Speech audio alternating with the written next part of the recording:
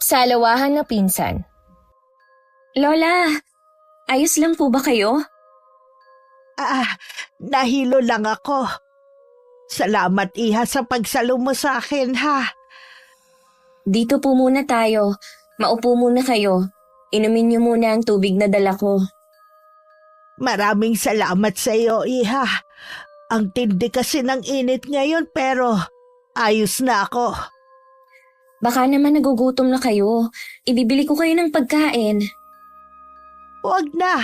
Sapat na ang tubig na ibinigay mo sa akin. Sigurado po ba kayo? Oo, Iha. Magpapahinga lang ako bago umuwi. Kung ganun po sasamahan ko na kayo. Baka naman maabala kita. Hindi po, Lola. Wala naman akong ibang pupuntahan. Wala rin naman akong gagawin sa bahay. Saan ka ba galing, ha? Ang ganda kasi ng bihis mo Galing po ako sa pag-a-apply ng trabaho. Hindi ko nga alam kung pang-ilan ko na to Hanggang ngayon po hindi pa rin ako natatanggap. Puro na lang sila tawag, ni isa naman wala pang tumatawag. Parang yung apo ko lang nung bago pa lang nag-a-apply ng trabaho. Huwag ka lang mawalan ng pag-asa, ha? Matatanggap ka rin. Sana nga po, Lola. Ako lang din kasi ang inaasahan ng pamilya ko. Naku, napakwento na ako sa inyo nang hindi pa nagpapakilala. Ako nga po pala si Flora. Tawagin mo na lang akong Lola Adora. Malapit lang po ba ang bahay nyo dito? Ihahatid ko na kayo.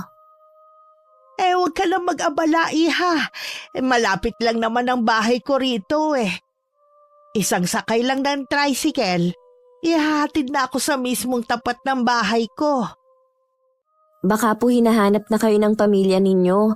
Ako nang papara ng tricycle para sa inyo, para makauwi na kayo. Salamat, ha. Sana magkita ulit tayo para naman makabawi ako sa pagtulong mo sa akin. Ang pagiging mapaglaro o pagkakaroon ng maraming kasintahan ng sabay-sabay ay hindi nagpapakita ng tunay na pagmamahal, kundi nagpapahiwatig lamang ng pansariling kasiyahan. Bukod dito, ang kawalan ng respeto sa kasalukuyang relasyon ay maaaring humantong sa hindi ka nais-nais na pangyayari. Magandang araw, Miss Gwen. Pati na sa mga nakikinig sa araw na ito sa inyong channel. Tawagin niyo na lamang po ako sa palayaw na Flora. Tubong Isabela. 28 anyos na sa kasalukuyan at may stable na trabaho dito sa Taguig. May 1 taon na rin po ako nakikinig sa channel nyo. At gusto ko pong magbahagi ng aking karanasan na may kinalaman sa kababalaghan na naganap may ilang taon na rin ang nakakalipas. Wala po akong pinagsasabihan sa nangyari noon. Dahil alam ko namang hindi lahat may malawak na pag-iisip sa mga ganitong pangyayari.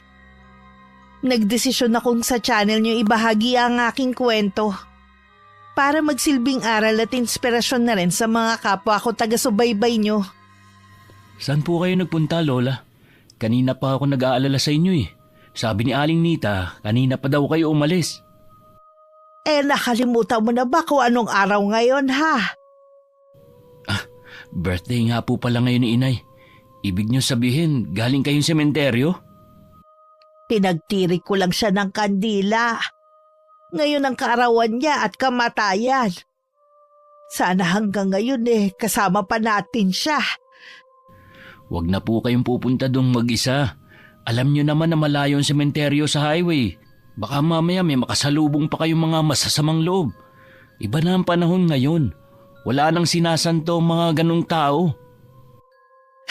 Pasensya ka na, Apo, ha, kung pinag-alala kita. Ayaw naman kitang abalahin dahil may trabaho ka.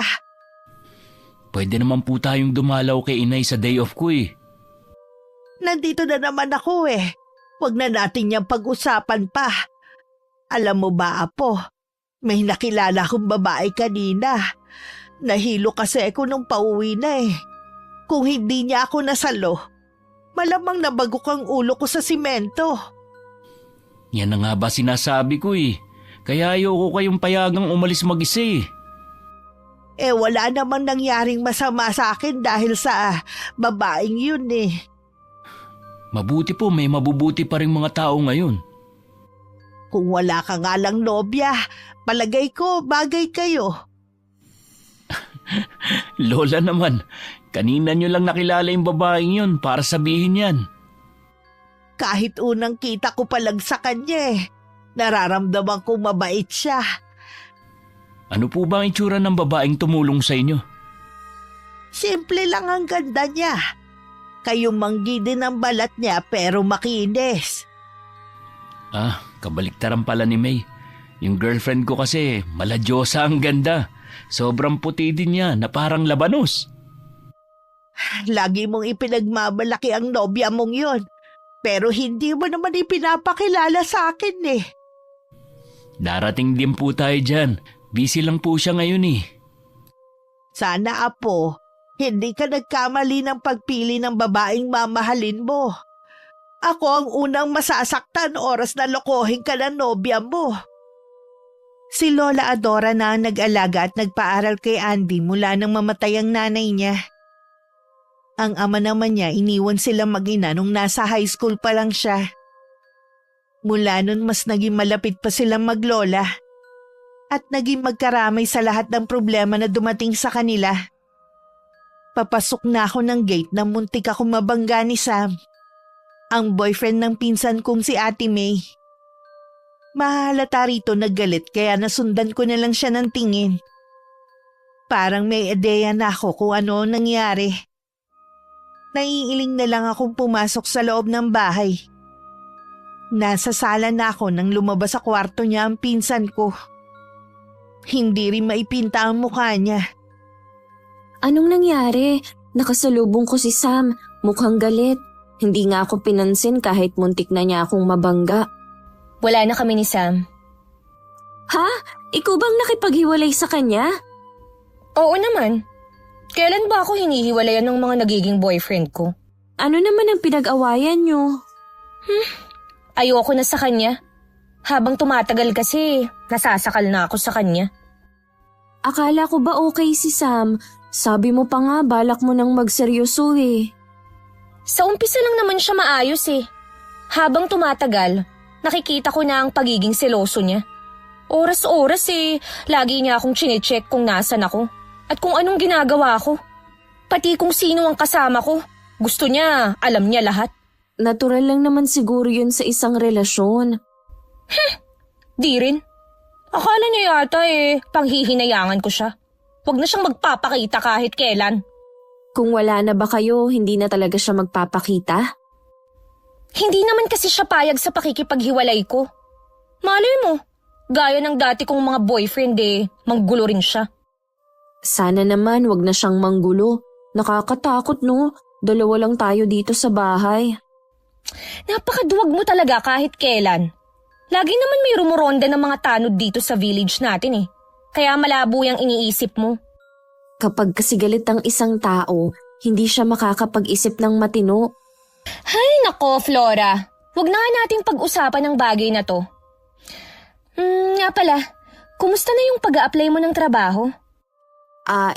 Ayun, tatawagan na lang daw ako. Na naman? Ilang beses ko na bang naririnig sa'yo yan? Hanggang ngayon, ni isa walang tumatawag. May balat ka yata sa puwet Ang malas mo kasi. Oo nga nawawalan na nga ako ng pag-asa. Parang gusto ko na lang umuwi sa probinsya namin. Ano nang gagawin mo sa inyo? Magtatanim ng kamote. Nahihiya na rin kasi ako sa iyo Ilang buwan na akong nakatira dito. Wala man lang akong ambag. Bakit? Naniningil ba ako sa'yo, ha? Nakakatulong ka naman sa akin, Ikaw ang madalas nagluluto, naglilinis, tsaka pinaglalaba mo pa ako. Sapat na yung kabayaran sa pagtira mo dito ng libre. Maliit na bagay lang naman yun kumpara sa pagpapatira niyo sa akin dito. Para mapanatag ang loob mo, natutuwa nga ang mga magulang ko na nandito ka. Dahil may kasama ako rito sa bahay. Siyempre, nag-aalala rin ang mga yun sa akin, lalo na nasa malayo sila. Ang bait talaga ng mga magulang mo, no? Kaya nagpapasalamat talaga ako. Oo na, Puro na lang pasasalamat ang naririnig ko sa'yo eh.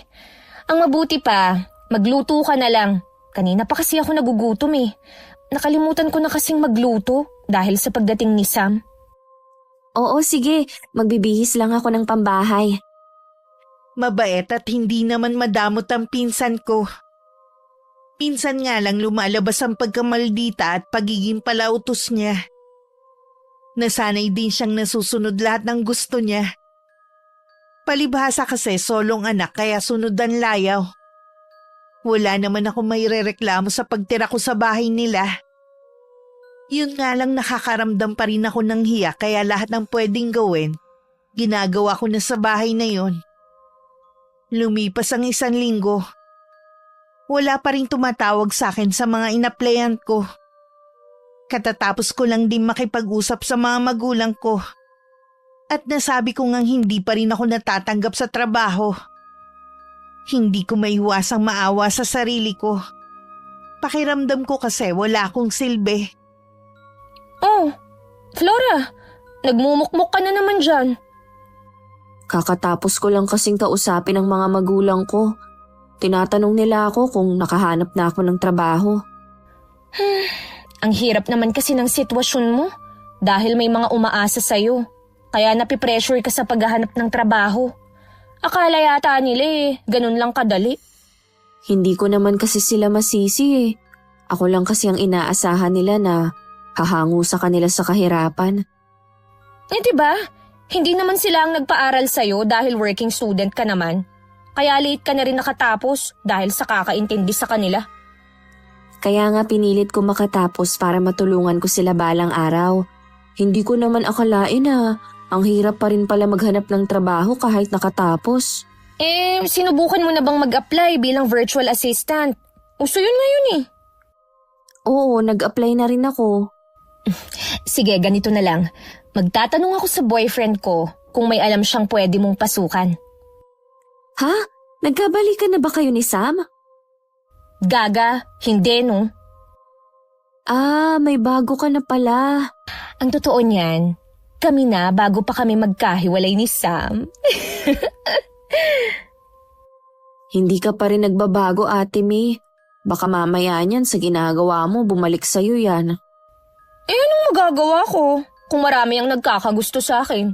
Hindi naman ako nagpapapansin sa kanila. Kahit na, nakakaawa naman sila dahil pinagsasabay mo sila. Ang importante, hindi naman nila alam. Saan mo naman nakilala yung bago mo? Sa isang birthday party na pareho naming pinuntahan, kaibigan niya yung kapatid ng celebrant kaya siya nandun. Siguro gwapo yung bago mo kaya sinagot mo agad. Ay oo, mas gwapo pa kay Sam at magandang trabaho. Yun naman pala sana naman magseryoso ka na. Depende pa rin kung wala na akong makikita na mas higit sa kanya. Basta pinaaalalahanan na kita. Alam mo naman ang karma ngayon, digital na rin. Ay nako Flora, hindi ako naniniwala sa karma. Kaya ka ba nakabihis ngayon dahil makikipagkita ka sa kanya? Oo, sahod daw niya ngayon at ililibre niya ako.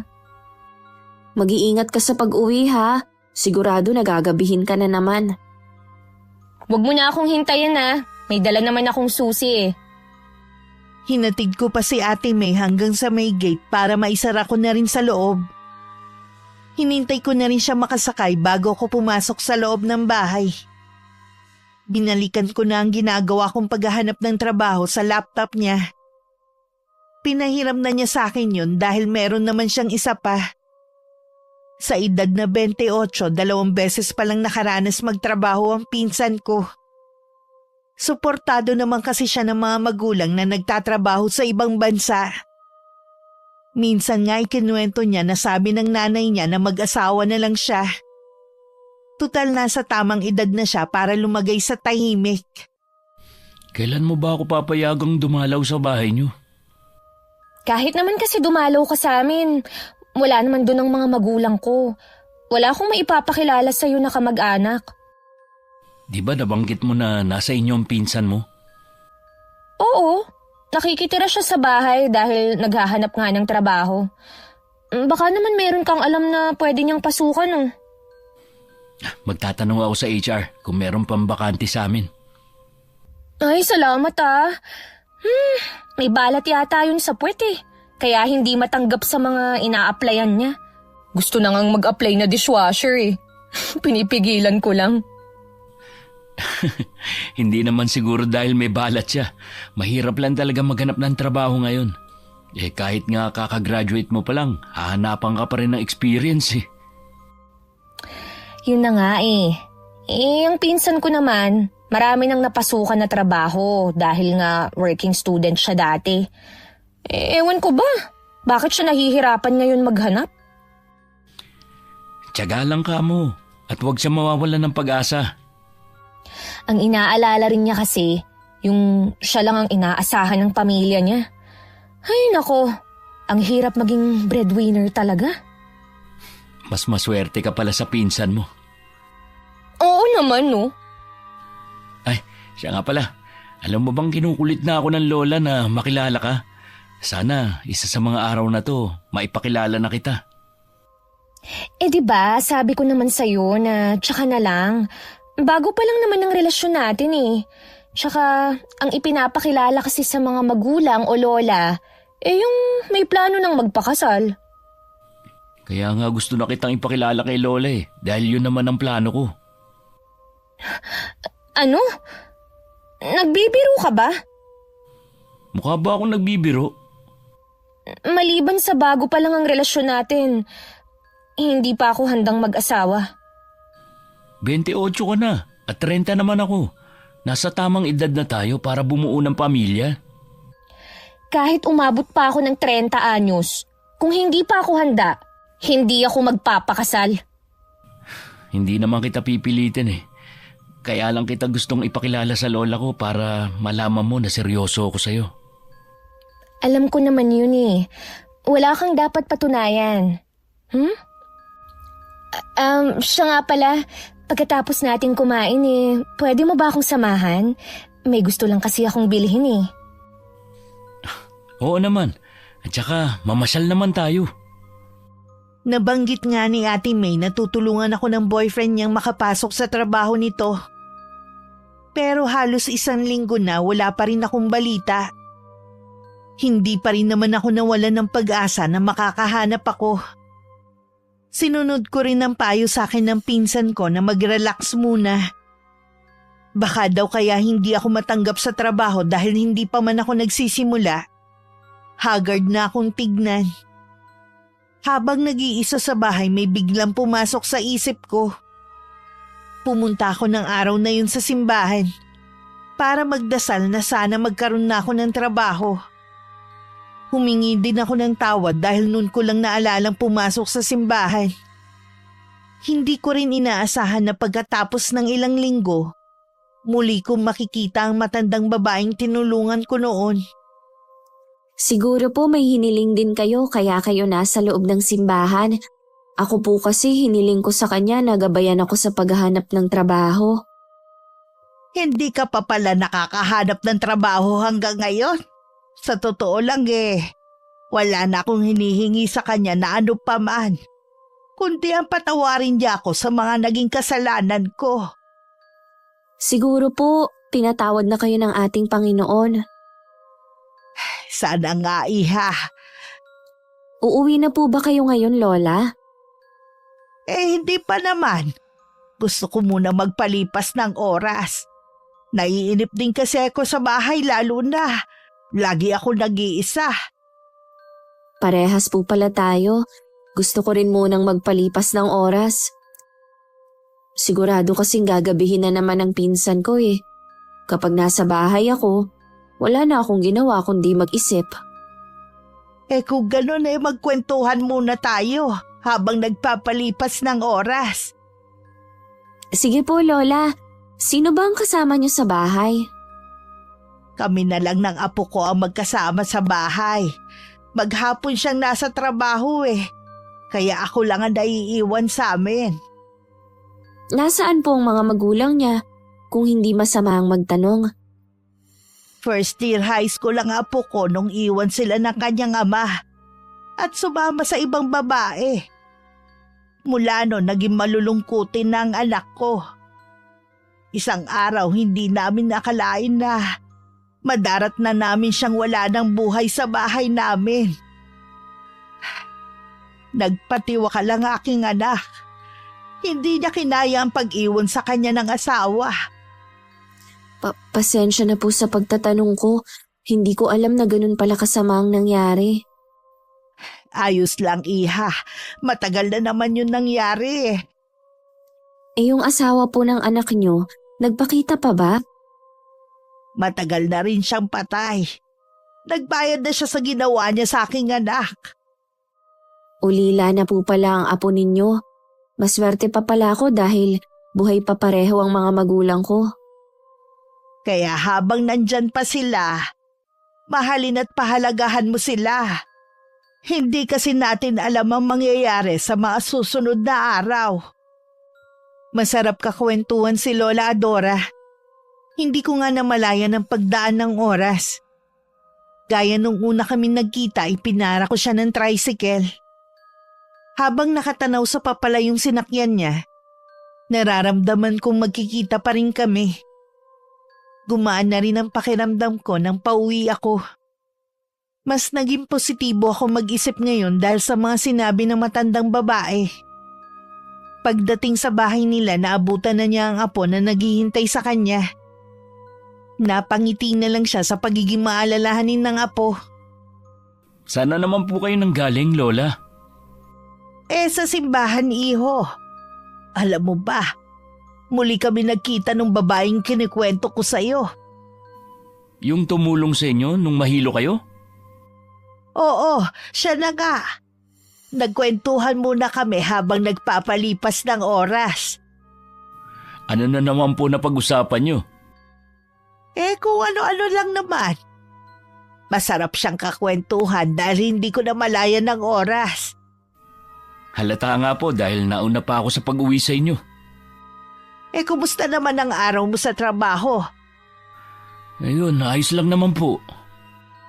Hindi kayo nagkita ng nobya mo, no? Dahil maaga ka ngayong umuwi. Busy po kasi siya eh. Ano bang trabaho ng nobya mo? Ang totoo po niyan, wala siyang trabaho. Suportado kasi siya ng mga magulang na nasa abroad. Ang swerte naman niya kung ganon. Pero apo, ang mga ganyang babae kasi tamad sa buhay. Sigurado ka na ba sa kanya? Opo, Lola. At saka hindi po tamad si May. Dati po may trabaho siya. Sabi niya, gusto lang daw niyang magpahinga muna. Wala naman sigurong masama dun. Nakakapagod naman talaga kasi magtrabaho eh. Alam ba niya ang katayuan natin sa buhay? Ang ibig kong sabihin pagiging mahirap natin. Alam lang niya ang tungkol sa trabaho ko at kayo na lang ang kasama ko sa buhay. Nag-aalala ko na baka bigla kanyang talikuran oras na malaman niya na ganito lang ang buhay natin eh. Hindi naman tumitingin sa katayuan si May. Mabait po siya. Kung ganon, papuntahin mo siya rito. Sige po, La. Iimbitahan ko siya dito sa atin. Alam kong kinakabahan ka rin. Pero mabuti na yung maaga pa lang. Pakilala mo na ang tunay na kulay ng nobya mo. Pag-uwi sa bahay, himalang naabutan ko na si Ate May. Kausap niya ang mama niya sa kabilang linya. Sa nakikita kong reaksyon niya, hindi maganda ang pinag-uusapan nila. Pumasok na muna ako sa kwarto ko at nagpalit ng pambahay. Ilang sandali lang lumabas na rin ako. Tapos na ang pinsan ko sa pakikipag-usap niya at ngayon nakasalampak siya sa upuan. Halatang problemado siya na hindi ko naman nakikita dati. Mamas boy talaga? Kainis? Ha? Sinong mamas boy? Sino pa ba? Di si Sam. Nagsumbong pa naman sa nanay niya. Alam mo naman na magkaibigan ng mga magulang namin di nakarating tuloy kay mama. Hindi naman yata mismong si Sam ang nagsabi kay Tita Claire. Ganun na rin yun. Kung tunay na lalaki siya, hindi na niya kailangan pang magsumbong sa nanay niya. Ano siya? Batang paslit na inaway? Baka naman dahil sa sama ng loob na pakwento siya sa nanay niya. Para tuloy akong bata na pinagalitan ni Mama. Sabi pa niya, babawasan daw niya ang allowance ko. Piruin mo yun. Wala tayong magagawa sa bagay na yan. Sila naman kasi ang nagtatrabaho eh. Naisip ko na nga na magtrabaho na lang ulit eh. Hindi naman kasi kakasya sa akin kapag binawasan nila ang padala. Sa tingin ko yan ang maganda mong gawin. Akala yata niyang si Sam. Porke nalaman ni Mama, makikipagbalikan na ako sa kanya. Lalo ko siyang kinaiinisan ngayon. Maisip pa lang siya eh, nasusuka na ako. Grabe ka naman. Kung magsalita ka parang wala kayong pinagsamahan na dalawa. Siya ang hindi nag-isip sa pinagsamahan namin. Huwag ka nang magalit. Sige ka, baka pumangit ka niyan. Kapag pumangit ako, kasalanan to ni Sam. Magkwento ka na lang sa bago mong boyfriend. Kumusta na kayo? Ayun, okay naman. Wala akong masabi sa kanya. Sobrang perfect nga niya eh. Yun naman pala eh. Bakit hindi ka masaya? Sabi kasi ng tropa ko, mahirap lang daw si Andy. At yung nanay niya, nagpakamatay nung bata pa siya dahil hindi kinaya ang pag-iwan sa kanila ng tatay niya. Wala naman akong nakikitang masama doon. Ang problema kasi, masyado siyang seryoso na naiisip na niyang magpapakasal kami. Sabi mo nga, perfect siya at pareho naman kayong nasa tamang edad. Paano nga kung totoong mahirap lang siya? Maganda naman ang trabaho niya kaya nasisiguro kung kaya kanyang buhayin. Alam mo, Flora, sa pag-aasawa, gumagaan lang ang buhay ng babae kapag mayaman ang napangasawa. Kung mahirap lang din naman, kahit maganda pa ang trabaho niya, dagdag responsibilidad lang yun sa ating mga babae. Ikaw naman sa huli ang magdedesisyon sa bagay na yan. Gusto nga niya akong imbitahan sa kanila eh. Pero parang tinatamad na ako. Pagbigyan mo na para mas lalo mo siyang makilala at malaman ang katayuan niya sa buhay. Kung sa bagay nga. Baka din sabi lang yun ng tropa ko, no? Alam ko kasi na matagal na siyang may crush kay Andy eh. Pero ako ang niligawan. Hayaan mo. Kapag binanggit niya ulit, papayag na ako. Nang mga sumunod na araw, nag-apply na naman ako ng trabaho. Gaya ng mga nauna, tatawagan na lang daw ako. Inabot pa ng 3 araw bago may tumawag sa akin. Bumalik daw ako kinabukasan para sa final interview. Napatalon ako sa sobrang tuwa. Kinabukasan nga ang pinakamaganda kong formal na damit ang sinuot ko. Kinakabahan pa ako nung una. Pero nawala rin naman sa mga simpleng tanong na nasagot ko ng maayos. At yun na, may trabaho na ako. Bago lang ang kumpanya kaya siguro maliit lang ang sahod. Pero ayos lang yun sa akin. Sa hirap ng inabot ko sa paghahanap, hindi ko na kailangan mamili. Bago umuwi, dumaan muna ako sa simbahan para magpasalamat. Dahil sa wakas, dininig na rin ang matagal ko ng dasal. Oh, ang saya mo yata ngayon. May trabaho na ako, Ate May. Sa Lunes na ako mag-uumpisa. Talaga? Ay, congrats! Uy, wala kang balat sa puwet. Siguro ito talagang trabaho na nakalaan para sa akin. Pasensya ka na nga pala ha. Hindi kita natulungan sa paghahanap ng trabaho. Hindi na rin kasi binanggit ni Andy kung may bakante sa kanila eh. Ayos lang, ate. May trabaho naman na ako at yun ang importante. Ay, ano nga palang trabaho mo? Admin clerk. Medyo mababa lang ang sahod pero ayos na yun. Sa nag-uumpisa pa lang sa trabaho. Oo nga. Malay mo, kapag nakita nilang masipag ka, taasan ka nila ng sahod. Sigurado na matutuwa nitong mga magulang ko. Sa wakas may trabaho na ako. Natural na matutuwa sila dahil sila ang unang makikinabang sa sahod mo. Ay, paalala lang ha. Magtira ka pa rin para sa sarili mo. Tsaka ko na siguro iisipin ang sarili ko. Uunahin ko muna silang tulungan. Ikaw ang bahala. Basta hindi ako nagkulang ng paalala sa'yo. May lakad ka ba ngayon? Nakabihis ka kasi eh. Sa bahay ni na Andy ako maghahapunan. Magkikita na lang kami sa mall dahil may bibilhin pa ako na pasalubong para sa lola niya.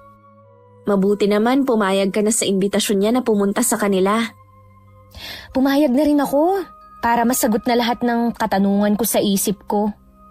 Paano kung talagang mahirap lang siya? Hihiwalayan mo na ba siya? Siguro. Pag-iisipan ko. Sa ngayon, wala naman akong nakikilala pa na masigit sa kanya eh. Kawawa naman siya kung hihiwalayan mo siya kapag nakakilala ka na naman ng iba. Flora, ganun talaga ang buhay. Walang kasiguraduhan pagdating sa relasyon. Ako ang natatakot para sa iyo eh. Paano kung makahanap ka ng katapat mo? Baka mangyari din sa iyong mga ginagawa mo. Hindi mangyayari sa akin ang kinatatakutan mo. O siya, naalis na ako. Bye! Ingat ka, Ate May. Sana naman hindi siya karmahin sa ginagawa niya. Ang masama kasi, pinagsasabay pa niyang mga nagiging boyfriend. Ang boyfriend ni Ate May ang namili ng ipapasalubong nila sa lola nito. Mas kabisado naman ni Andy ang lola kaya hinayaan na lang niya. Hindi naman pala kalayuan ang bahay ng binata. 20 minutes lang nandun na sila sa bahay nito. Maliit lang ang bahay pero sementado naman. Kasing laki lang ng bahay ni na Ate May. Mainit naman silang sinalubong ng lola ni Andy. Nagmano ang binata dito at ginaya lang ni Ate May. Hinagod naman siya ng tingin na matandang babae at hindi na nabura ang pagkakangiti. Sa hapunan na rin nila itinuloy ang pagkukwentuhan. Totoo nga ang sabi ng apo ko. Napakaganda mo, iha. Salamat po. Nakuha ko ang ganda ko sa mama ko. Maganda rin kasi siya nung kasing edad ko siya eh. Siguradong maganda at gwapo ang magiging anak ninyo. Lola naman, wag na po muna natin yung pag-usapan. Pasensya na kayo ha. Salamat nga pala May. Pinaunlakan mo na dito maghapunan. Matagal na kasi kitang gustong makilala eh. Ganon din naman po ako. Kayo po bang nagluto ng ulam? Ang sarap kasi. Ako nga iha. Mabuti na gustuhan mo. Ikaw ba nagluluto din? Naku, hindi ho. Pritong itlog nga, nasusunog ko pa minsan eh. Ang pinsan ko ho ang laging nagluluto. At dati, puro lang ako pa-deliver ng pagkain ko. Ganun ba iha? Nabanggit sa akin ng apo ko na parehong nasa abroad ang mga magulang mo. Opo, matagal na po sila ron. Sa pagkakaalam ko, malapit na rin silang umuwi. Tatapusin na lang yata yung huling kontrata na pinirmahan nila. Sa bagay, lahat naman natututunan kapag may asawa na. Ang totoo po niyan, hindi ko pa naiisip ang pag-aasawa. Hindi pa kasi ako sawa sa pagkadalagi. Nabanggit ni Andy na 28 ka na raw. Nasa hustong gulang na kayo pareho. Mukha pong marami nang naikwento sa inyo ang apo niyo tungkol sa akin. Wala kasi akong nililihim kay Lola. Ganun ba? Kumain ka pa, iha. Lagi mong tatandaan, ha? Laging bukas ang bahay na ito para sa'yo. Maraming salamat po, Lola, sa mainit na pagtanggap niyo sa akin. Pagkatapos ng hapunan, nagkwento pa ang lola ni Andy sa kanila. Lumalalim na nga ang gabi kaya nagpaalam na ang pinsan ko na kailangan na niyang umuwi. Dahil wala akong kasama sa bahay. Hinatid naman siya ng boyfriend niya hanggang sa amin. Nasilip ko pa sila sa may gate habang nagpapaalam sa isa't isa. Noon ko lang din nakita ang boyfriend ng pinsan ko. Gwapo at matangkad yun na isa sa mga katangian na gusto ng pinsan ko sa isang lalaki. Samantala, nasa sala naman ng lola ni Andy at hinihintay ang pagdating niya. Kung kanina hindi naaalis ang ngiti nito, ngayon naman masyado na siyang seryoso. Oh, bakit hindi pa kayo nagpapahinga sa kwarto nyo? Hinihintay kasi kita eh. Hinatid mo ba si May hanggang sa bahay nila? Opo, Lola.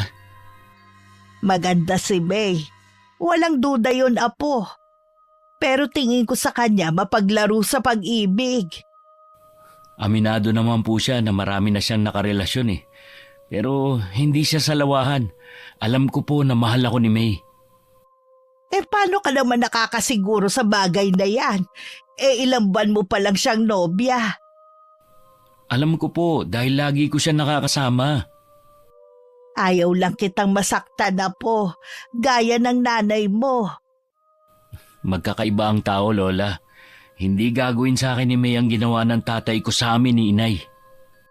Sana wag mong ibuhos ang lahat ng pagmamahal mo sa kanya. Marami kasi ang pwedeng mangyari sa relasyon niyo eh.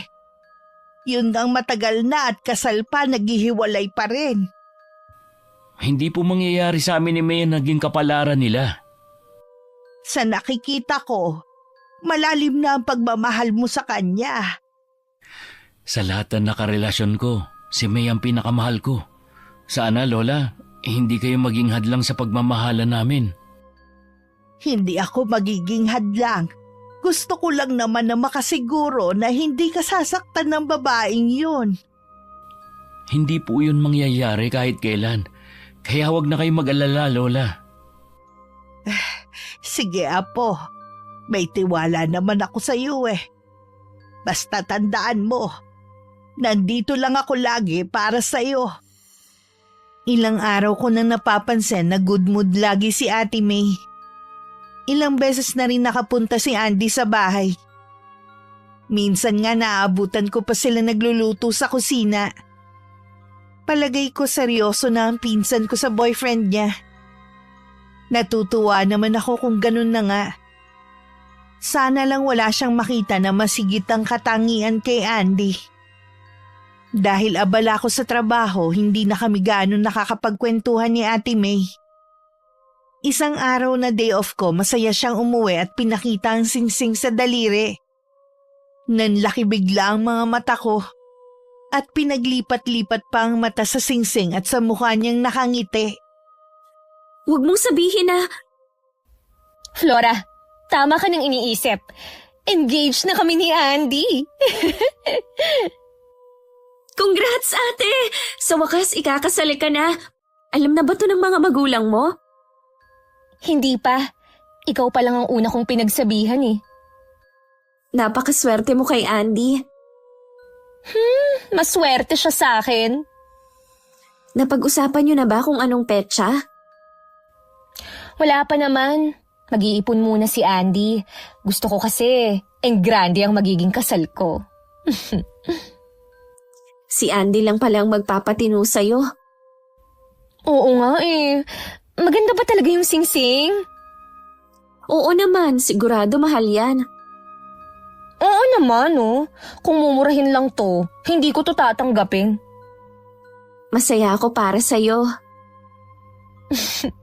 Ikaw naman, ngayon na meron ka ng trabaho, pwede ka nang tumanggap ng manliligaw.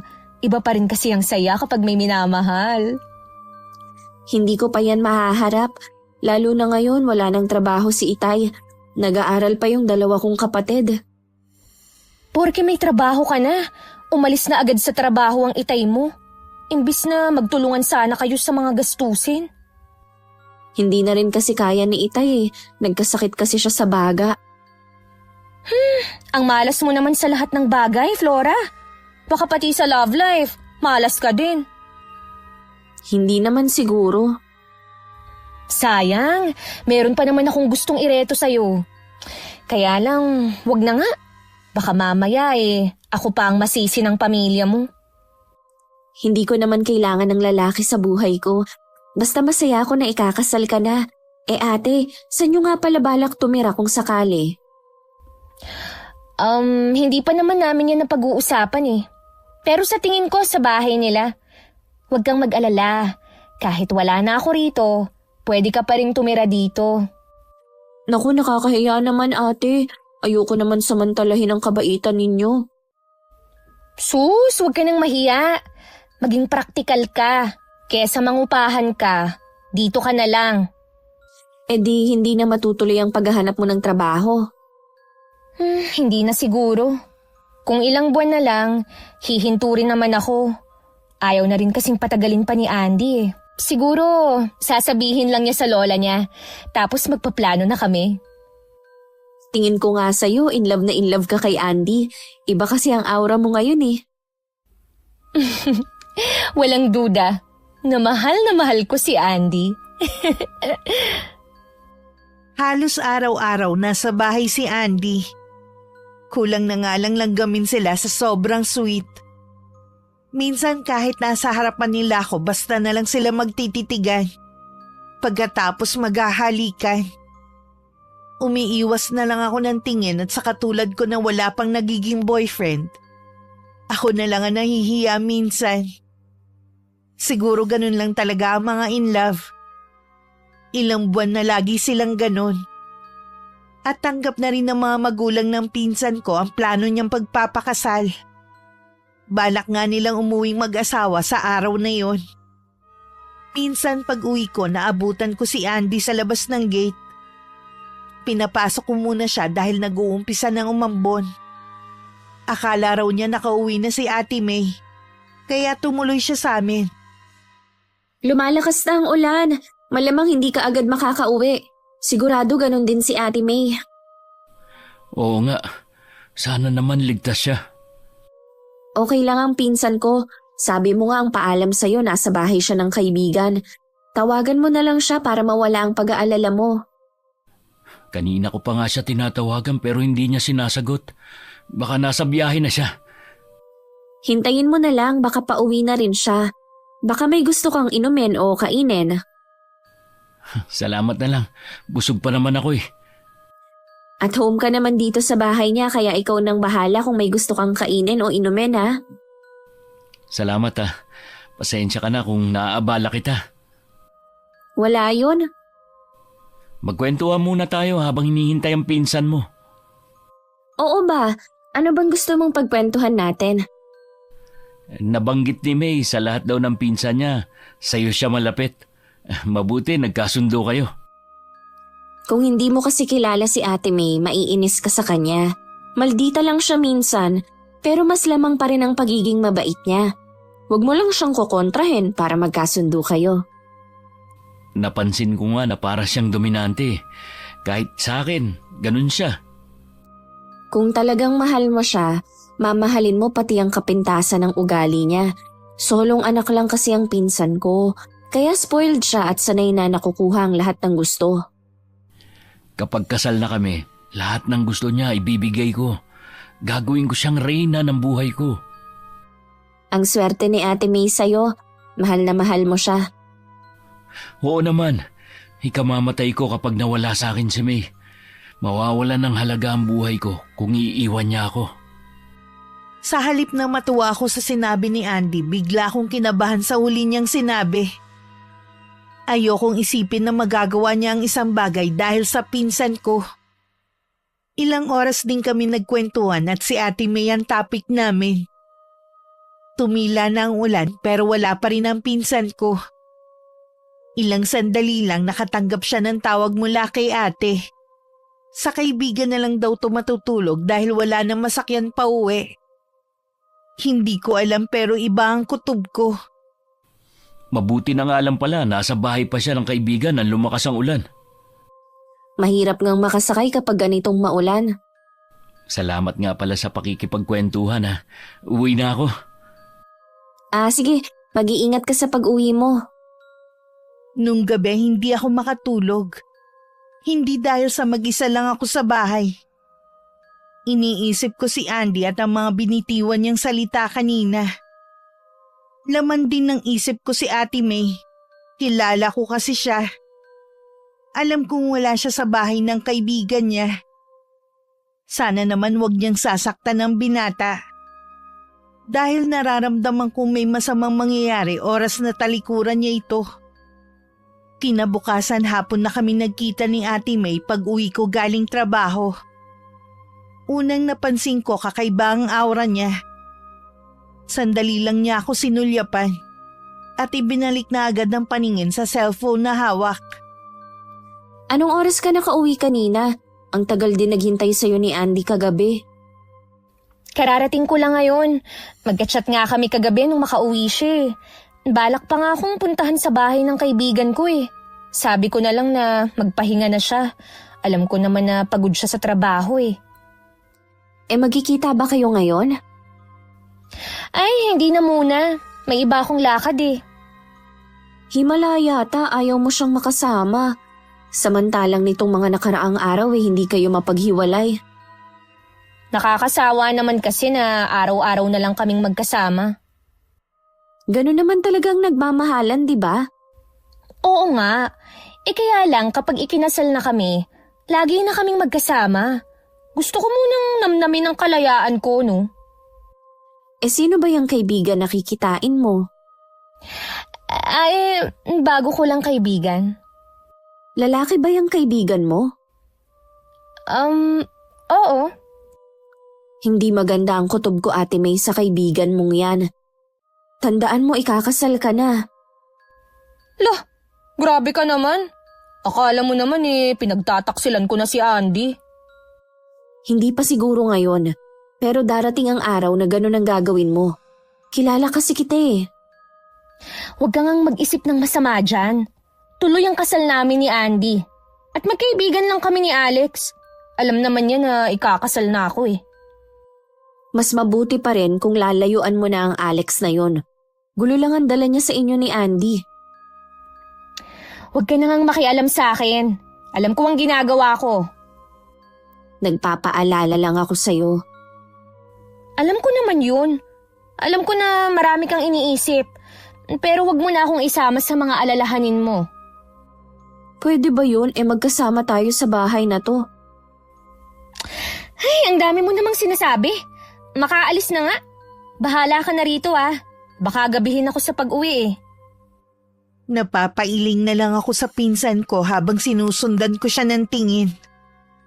Wala naman akong magagawa kundi pagsabihan lang siya dahil buhay naman niya yun. Hindi ako pwedeng basta na lang manghimasok. Nang gabing yun, hindi umuwi si Ate May. Nag-chat na lang siya na hindi uuwi. Nasundan pa ang hindi niya pag-uwi ng mga sumunod na araw.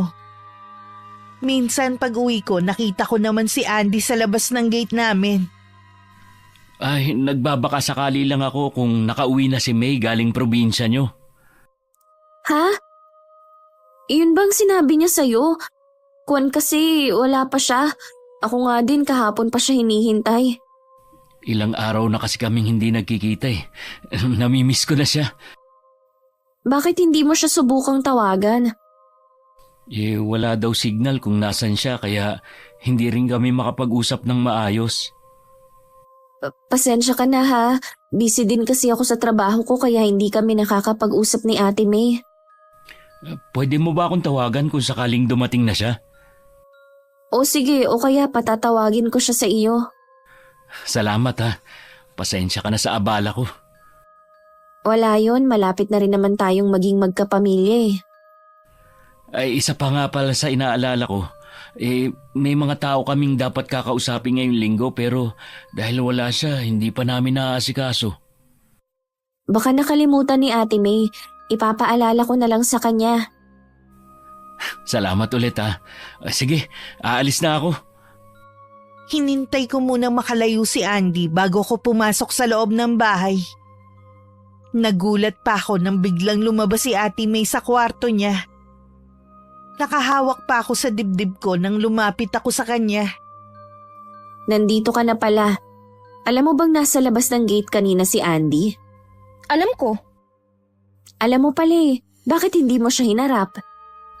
Ayoko muna siyang kausapin eh. Pinagtataguan mo ba siya? Hindi naman sa ganun. Mangungulit na naman yun. Magtatanong ng magtatanong. Nagsinungaling ka pa sa kanya na nasa probinsya ka. Totoo naman kasing nasa probinsya ako. Kasama ang Alex na yon? Oo, magkasama kami. Kahit hindi ka umamin, alam ko na may relasyon na kayo. Naguguluhan kasi ako eh. Hindi kagwapuhan si Alex pero alam ko na kaya niyang ibigay ang lahat ng gusto ko kapag siya ang pinili ko. Kaya naman ni Andy yun, di ba?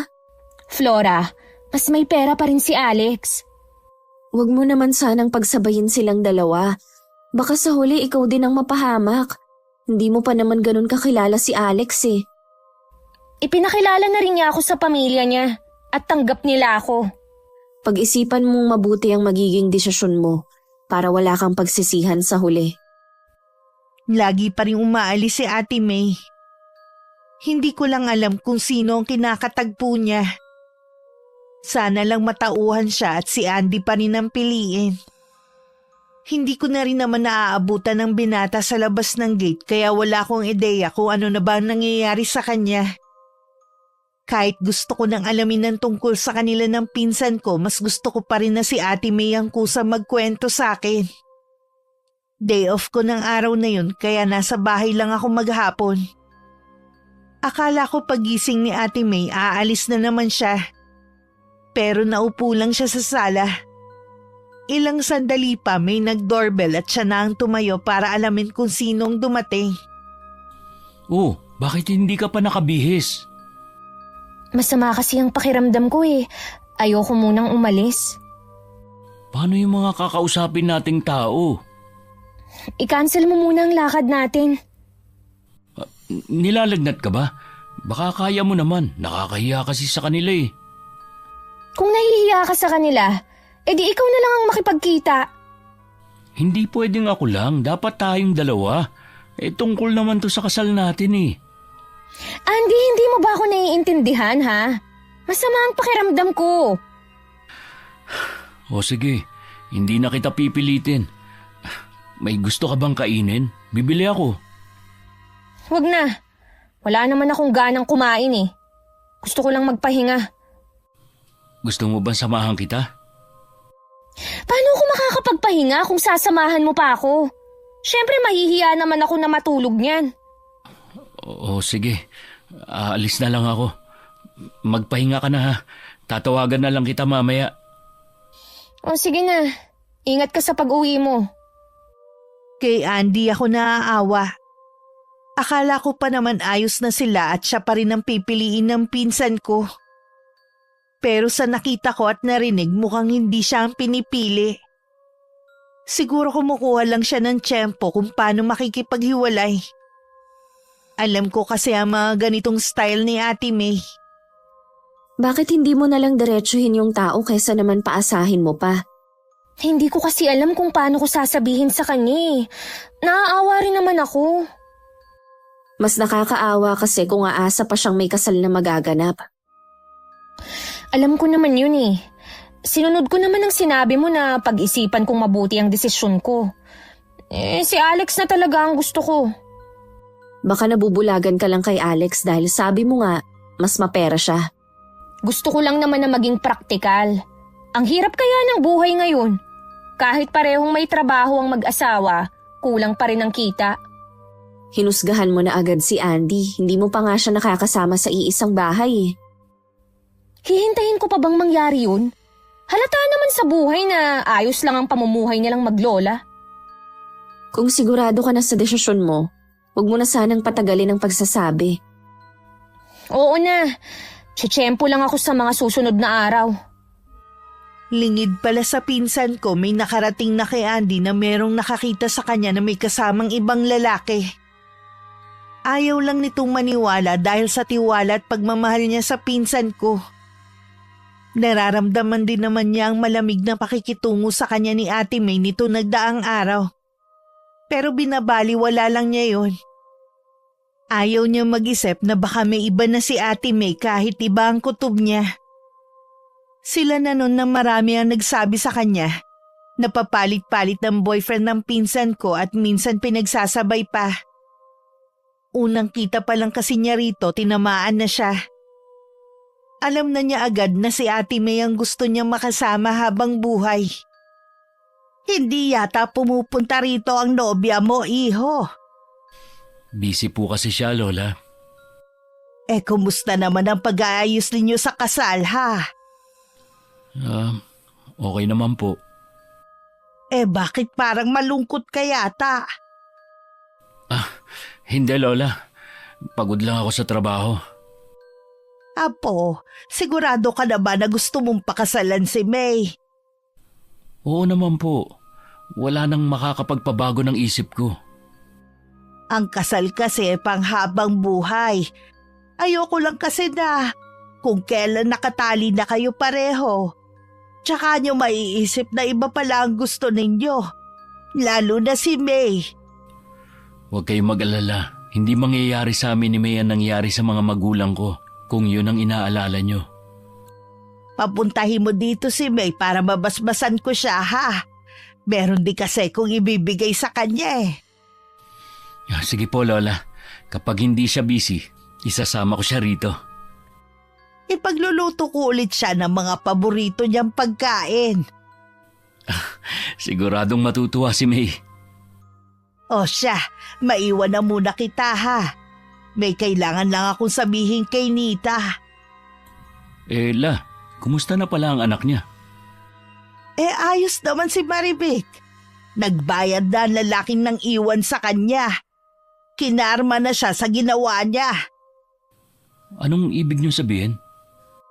Patay na ang lalaking yon. Sabi binangungot daw. Pero paniwala ng mga magulang, kulam ang ikinamatay. Ang sama naman ang naging karma niya. Oo ga, natupad din naman ang hiling ni Marivic. Walang ibang babae ang nakinabang sa nobyo niya. Nito mga nagdaang araw, lagi na naman namin bisita si Andy. Mukha naman okay sila pero hindi na ganun ka-sweet. Gaya ng dati kapag nasa bahay sila. Hindi naman ako makapag-usisa sa pinsan ko dahil madalas pa rin siyang umaalis. At madaling araw na umuwi. Habang nasa trabaho ako, nagulat ako nang biglang nag-chat sa akin si Andy. Tinatanong niya kung meron daw ibang lalaki ang pinsan ko. Sinagot ko namang wala at siya lang ang boyfriend nito. Nang tanungin ko siya kung bakit niya yun naitanong, hindi na siya sumagot. Balisa tuloy ako sa ilang oras pang natitira sa trabaho ko. Mabuti na lang pag-uwi ko, nasa bahay lang si Ate May. Binanggit ko agad sa kanya ang chat sa akin ni Andy. Nagtalo kasi kami kanini. Kinansel ko na ang kasal namin. Sinabi ko na hindi pa pala ako handa. Sana tuluyan ka na lang nakipaghiwalay sa kanya. Ayaw niyang pumayag. Pilit niya akong pinapaamin kung may iba na raw ba ako. Dahil may nagsabi raw sa kanya na may nakakita sa akin na may kasamang ibang lalaki. Siyempre, hindi ko pwedeng aminin yun. May iba ka naman kasi talaga, dapat inamin mo na lang ang totoo. Basta. Ayaw ko na siyang makita pa. Hindi rin naman pala maganda yung sobrang bait na lalaki. Ganun siya eh. Yung iba nga ganyang katangian ang gusto sa lalaki. Ikaw naman ayaw. Napagkumpara ko kasi sila ni Alex. Tsaka naglaho na ang pagmamahal ko kay Andy. Hindi basta-basta nawawala ang pagmamahal. Nakahanap ka na kasi agad ng kapalit ni Andy. O baka hindi mo talaga siya minahal. Siguro nga tama ka. Mas naaawa talaga ako kay Andy. Alam mo, makakahanap din siya ng mas higit sa akin. Sa umpisa lang masakit, pero lilipas din yun. Bakit ba ganun mo na lang kadaling sabihin yan? Para kang walang nasaktan. Ano ba kasing alam mo sa pagmamahal, ha? Hindi ka pa naman nagkaka-boyfriend, Huwag mong sabihin na may gusto ka kay Andy. Wala akong gusto sa kanya. Naaawa lang ako sa mga iniiwan mo. Alam mo, Flora, ang mabuti pa, huwag ka na lang makialam sa akin. Ang trabaho mo na lang ang problemahin mo at kung paano ka magpapadala sa inyo. Mabuti pa nga siguro ganun ang gawin ko. Naapektuhan na rin kasi ko sa mga ginagawa niya. Kahit kasi nasa trabaho ako, sumasagi sa isip ko ang mga ginagawa niya. Ibinaling ko na lang sa ibang bagay ang atensyon ko at kapag umuwi ako, hindi na ako nagtatanong. Hindi ko na rin sinasagot ang mga chat sa akin ni Andy tungkol kay Ate May. Kahit anong pagmamakaawa niya, hindi talaga ako sumasagot. Minsan pag uwi ko, naabutan ko si Andy. May hawak pa siyang bulaklak. Nagtatalo sila ni ate. Hindi ko tuloy malaman ang gagawin ko. Nakaharang kasi sila sa may pinto. Andy, hindi ka ba talaga makaintindi ha? Wala na tayo. Tapos na. Ano ba kasi nagawa kong mali, ha? Sabihin mo, aayusin ko. Wala nga sabi eh. Akala ko mahal kita. Pero hindi pala. Paano ang plano nating kasal? Di ba nga pinakancel ko na? Hindi ko kayang mawala ka sa akin, May. Andy, makakahanap ka rin ng iba. Huwag mo na akong kulitin pa. Nakakaabala ka na eh. Hindi ako susuko sa iyo, May. Baka naguguluhan ka lang. Handa naman ako maghintay. Huwag ka lang makipaghiwalay sa akin. Alam mo, mas madali pang kausap sa iyo ang bata eh. At kung sa akala mo, madadala mo ako sa paawa mo, pues, nagkakamali ka. Lalo kung naiinis sa ganyang ugali. Lalo nang pakikipag-usap mo sa mga kaibigan mo. Hindi ko lang kasi kayang mawala ka. Gusto ko lang ipaalam sa lahat kung gaano kita kamahal. Pinahiya mo ako sa mga kaibigan ko eh. Akala mo naman inapi kita. Patawarin mo na ako. Hindi ko na gagawin yun. Ang gusto ko na lang, mawala ka sa buhay ko ng habang buhay. Iyan ba talaga ang gusto mo? Oo, kaya patahimikin mo na ako. Ate May, nakakahiya sa mga kapitbahay, naririnig kasi ang pagtatalo nyo. Siguro sa loob na lang kayo ng bahay mag-usap. Hindi na kailangan. Paalis na rin naman siya eh. Hindi pa ako tapos makipag-usap sa iyo. Talaga bang hindi ka makaintindi ha? Alam ko na kaya ka umatras sa kasal natin dahil meron ka ng iba. Sabihin mo kung sino siya. Bakit hindi ka makasagot ngayon? Ha? Sinabi ko na kung bakit ako umayaw sa'yo. Huwag mo nang ulit-ulitin ang tanong. Umalis ka na lang at huwag nang babalik dito. May, mag-usap muna tayo. Huwag ka munang pumasok sa loob ng bahay, May! Andy, nakikiusap ako sa'yo. Umalis ka na lang. Huwag ka nang manggulo. Lalo mo lang pinapalala ang sitwasyon eh. Tanggapin mo na lang na ayaw na sa'yo ng pinsan ko. Alam ko na meron kang nalalaman. Sabihin mo kung sinong pinagpalit sa akin ng pinsan mo. Wala akong alam. Tantanan mo na lang si Ate May. Ikaw lang naman ang masasaktan eh. Malalaman ko rin kung sinong lalaking ipinalit sa akin ng pinsan mo. Kung sakali na malaman mo, anong gagawin mo? Sa tingin mo kaya makikipagbalikan pa sa'yo si Ate May? Kilala ko ang pinsan ko. Kapag umayaw na siya sa isang relasyon, hindi na siya bumabalik. Hindi ko kayang mawala siya sa buhay ko, Flora. Naiintindihan kita, pero mas masasaktan ka lang kapag ipinilit mo pa ang gusto mo. Maraming babae na mas karapat dapat sa'yo. Wala akong pakialam sa kanila. Si May lang ang mahal ko. Gagawin ko lahat, bumalik lang siya sa akin. Awang-awa naman ako kay Andy. Laylay ang balikat niya habang naglalakad palayo.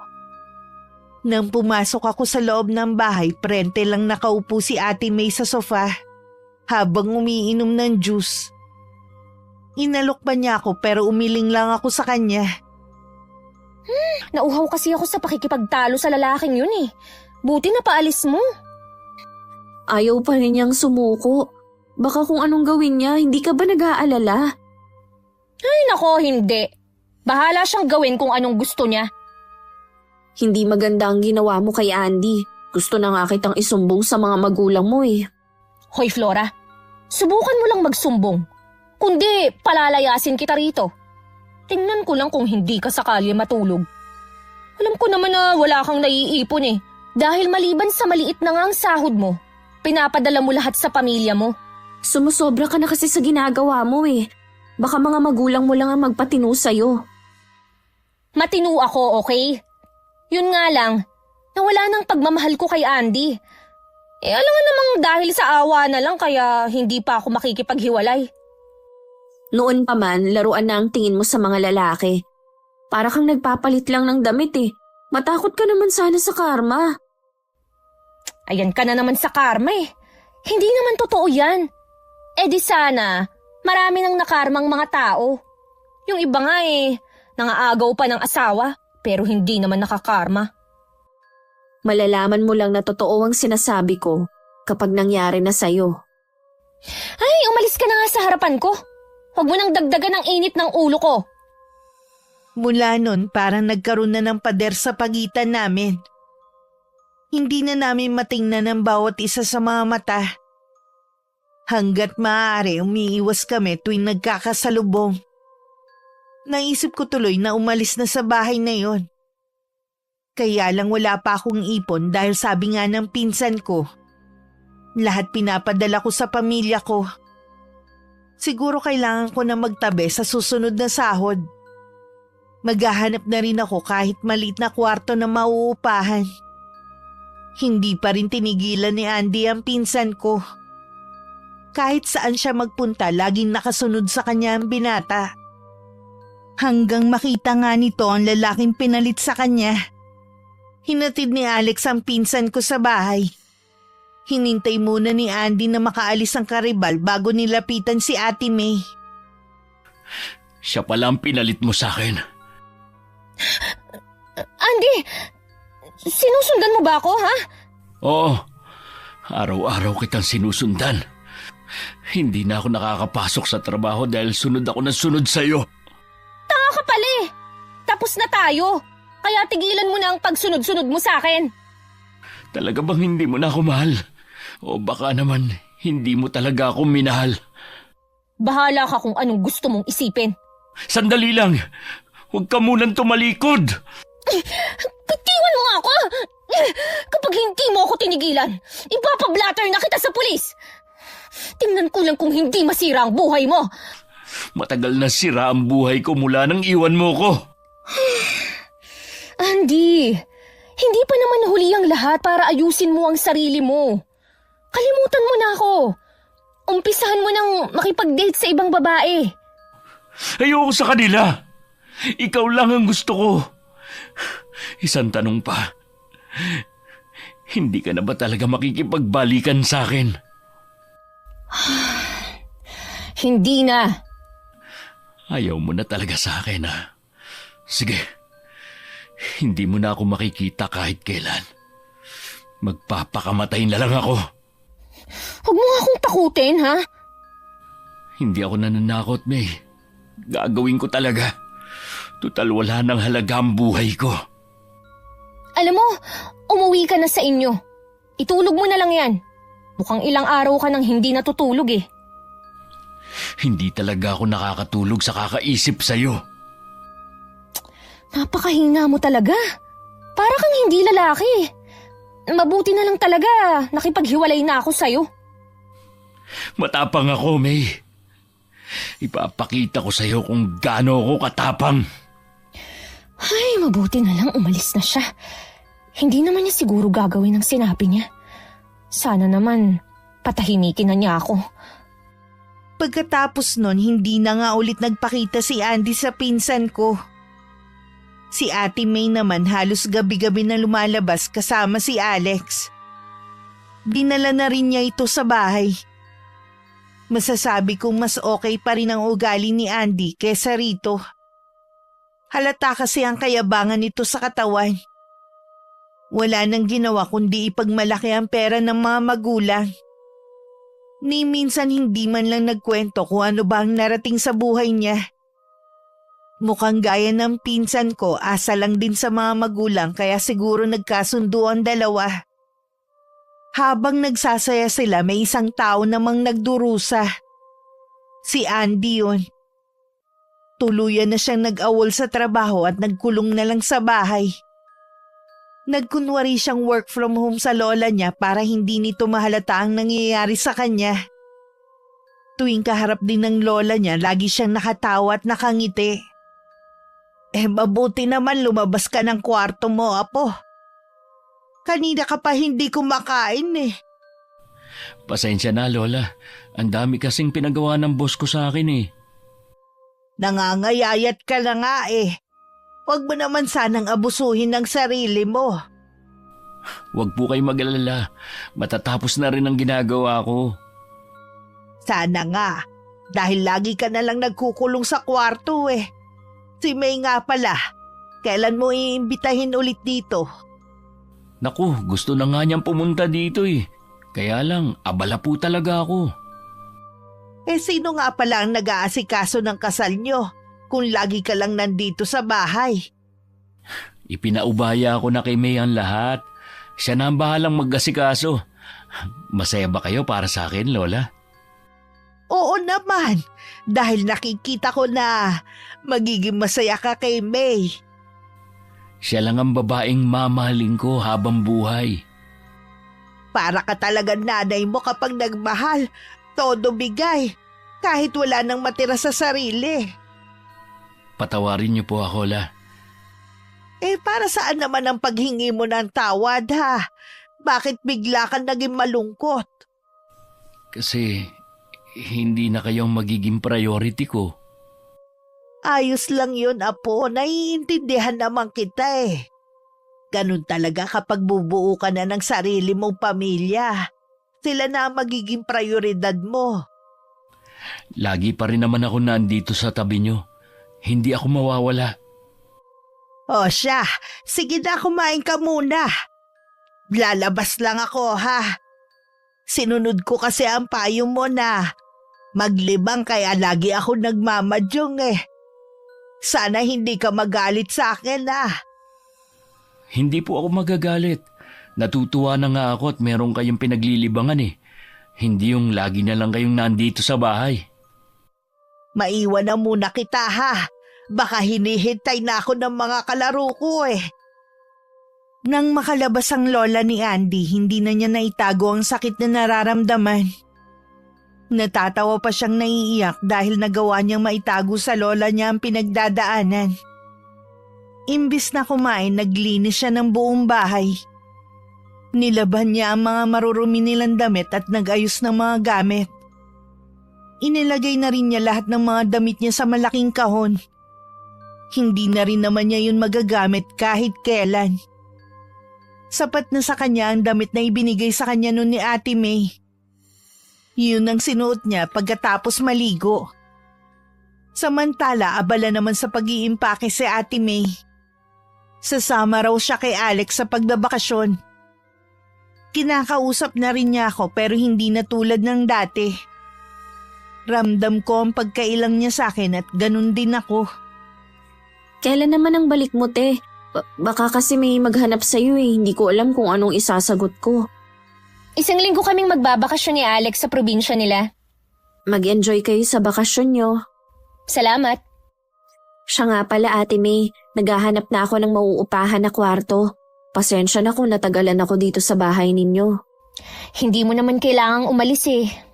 Pasensya na sa mga nabitiwan kong salita ah. Huwag ka nang umalis. Gusto ko rin kasing matuto sa buhay eh. Mangyayari lang yun kung magsosolo ko. Ikaw, pag-isipan mo pa rin mabuti.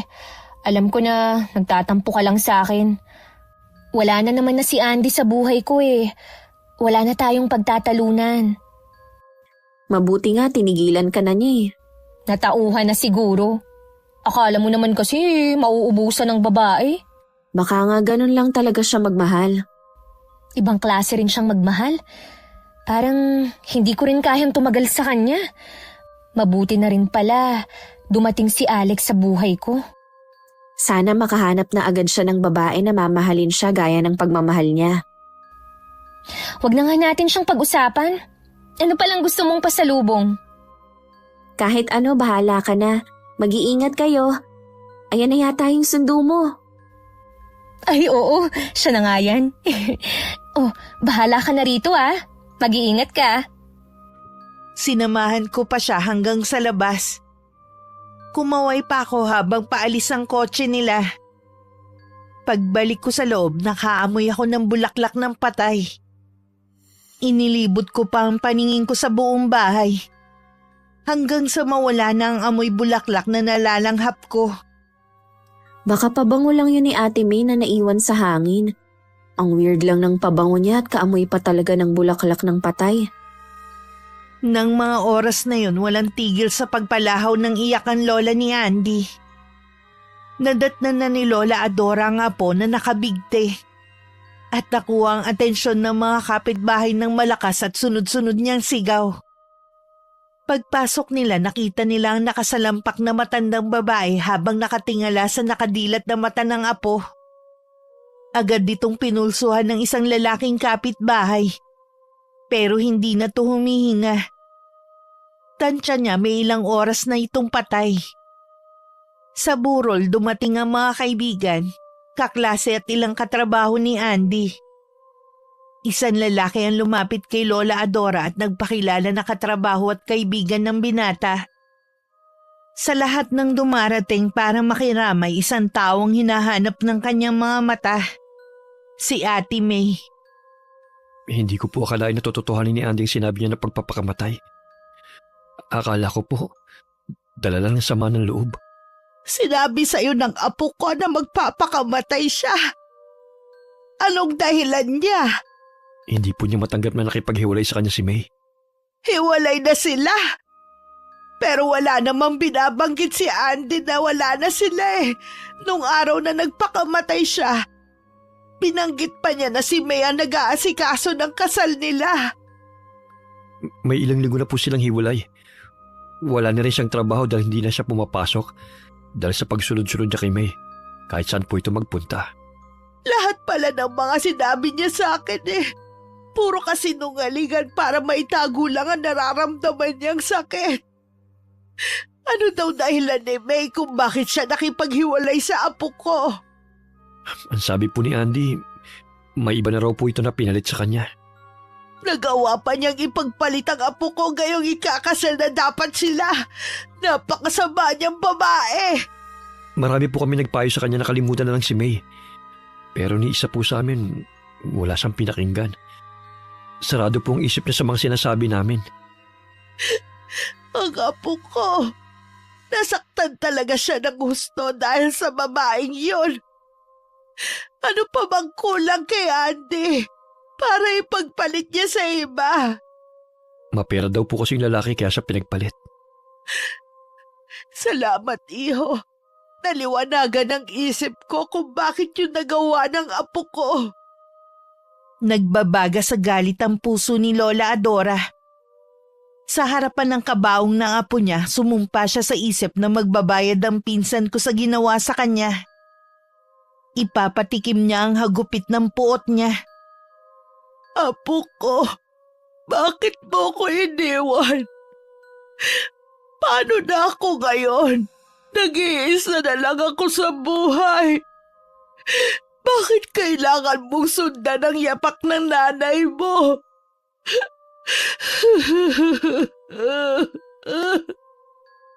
Ikatlong araw pa lang mula nang umalis si Ate May nang bigla na lang siyang dumating.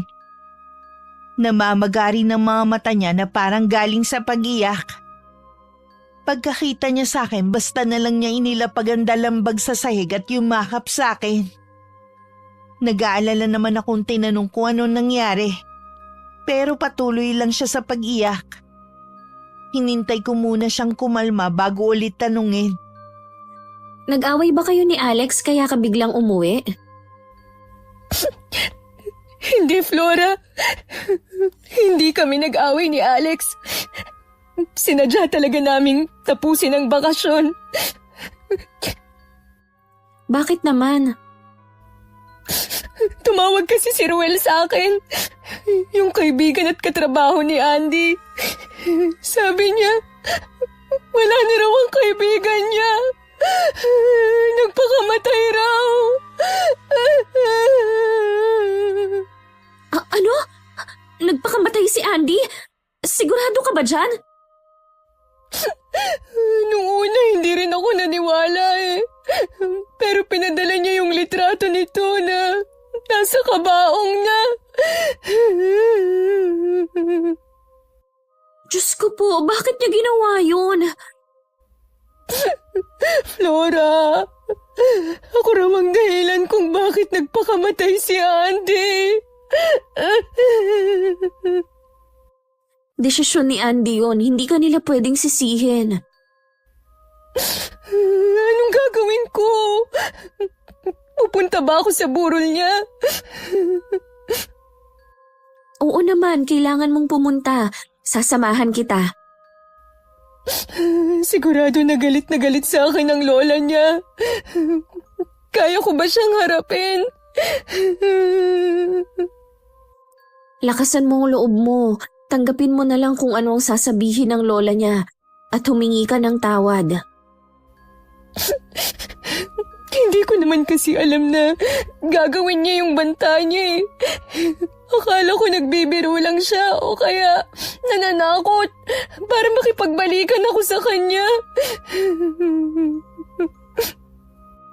Mag-ayos ka na at pupunta na tayo ngayon. Habang papunta kami, ramdam ko ang matinding kaba ng pinsan ko. Pagdating sa bahay ni na Andy, maraming tao ang nandun. Natuon sa amin ang paningin nilang lahat. Ang nagpagulat talaga sa akin nang ituro ni Ate May ang lola ni Andy. Siya kasi ang matandang tinulungan ko noon. Hindi ako makapaniwalang sa ikatlong pagkakataon na magkikita kami. Sa burol pa ng apo niya. Nang makaharap niya kami, nagulat din siya nang makilala ko. Bakit magkasama kayong dalawa? Magpinsan po kami, Lola Adora. Iba talaga magbiro ang tadhana. Sino mag-aakala na pinsan mo pala ang babaeng dahilan ng pagkamatay ng apo ko? Nandito po kami para makiramay at makita sa huling sandali si Andy. Ang kapal ng mukha mo para pumunta pa rito. Di ba ilang beses mong pinagtabuyan ng apo ko? Ayan na siya sa kabaong. Natupad na ang gusto mo na hindi na siya makita kahit kailan. Hindi ko naman po gusto ang nangyari sa kanya.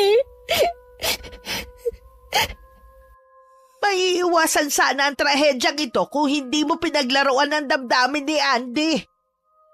Noon pa, hindi na maganda ang kutob ko sa'yo. Pero dahil mahal ka ng apo ko, tinanggap kita. Tapos ipagpapalit mo lang sa ibang lalaki. Isa kang salawahan, wala kang puso. Lahat po ng sasabihin niyo, tatanggapin ko po. Patawarin niyo po ako.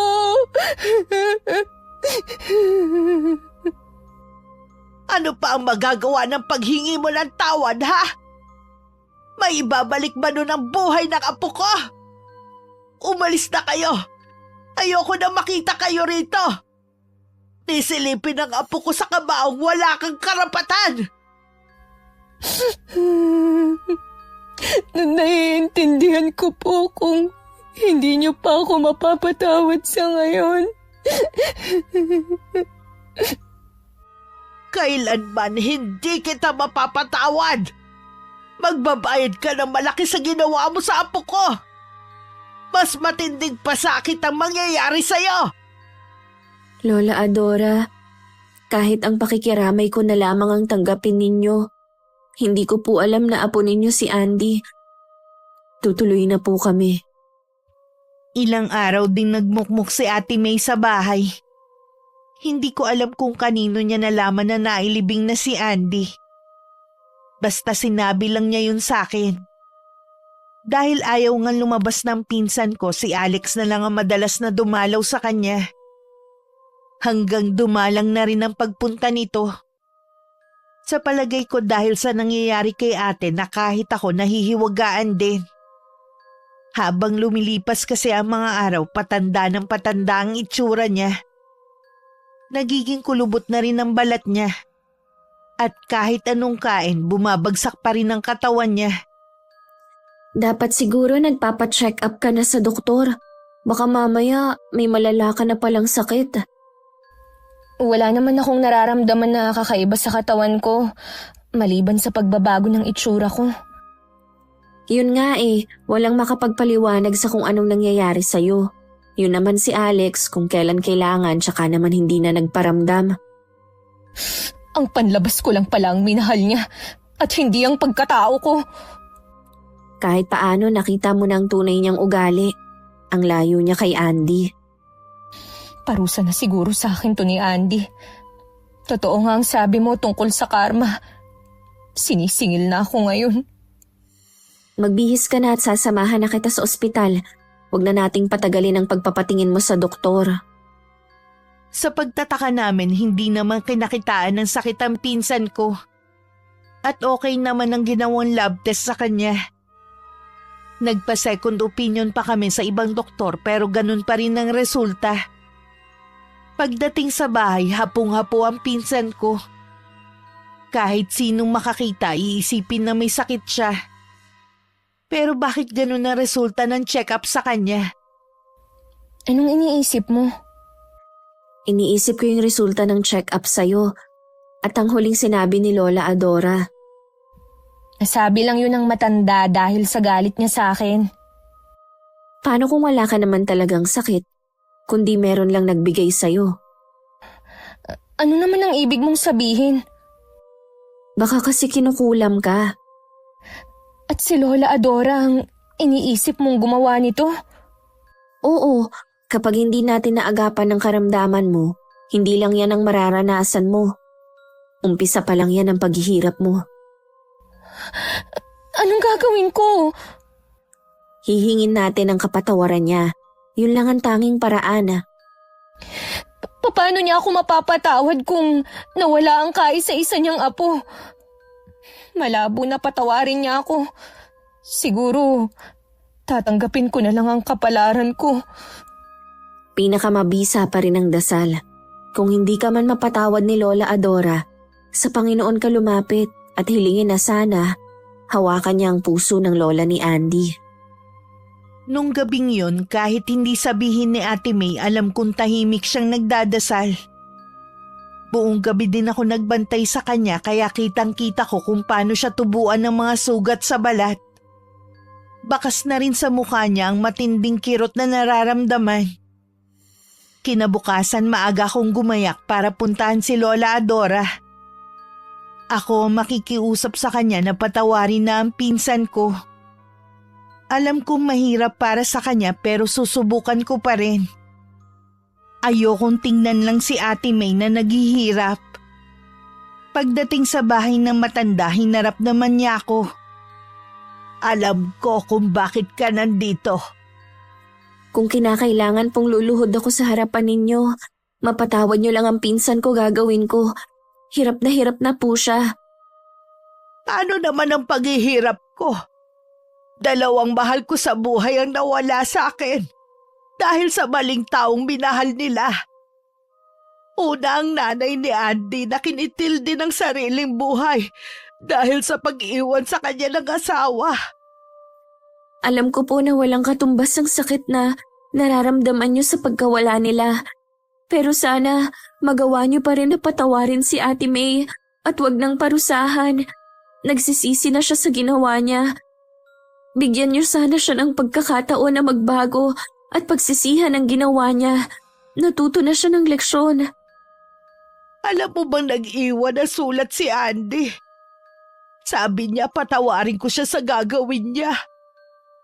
Ginusto niyang tapusin ang buhay niya dahil mahina siya at hindi na niya kayang sakit na nararamdaman. Huwag ko daw sisihin si May. Hanggang sa uli, pinsan mo pa rin ang iniisip niya. Walang duda kung gaano siya kabait at sobrang minahal niya si Ate May. Kahit labag sa kalooban ko na bawiin ang karamdaman sa pinsan mo. Dahil yun ang hiling ni Andy, gagawin ko para sa kanya. Marami pong salamat, Lola Adora. Umuwi ka na sa inyo.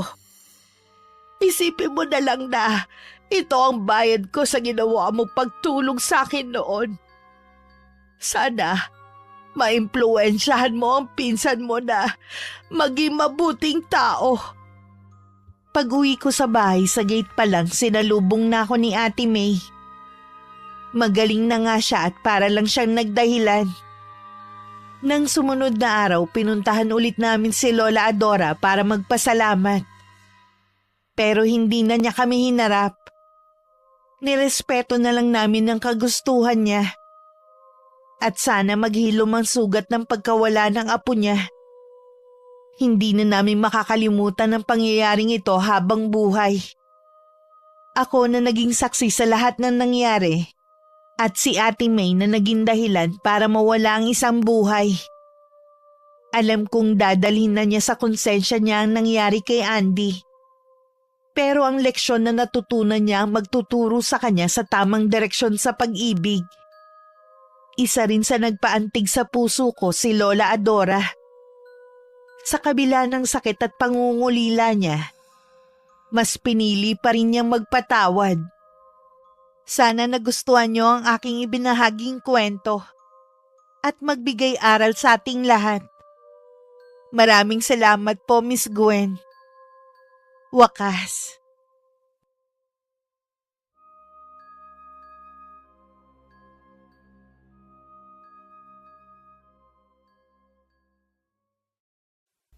Salawahan na pinsan.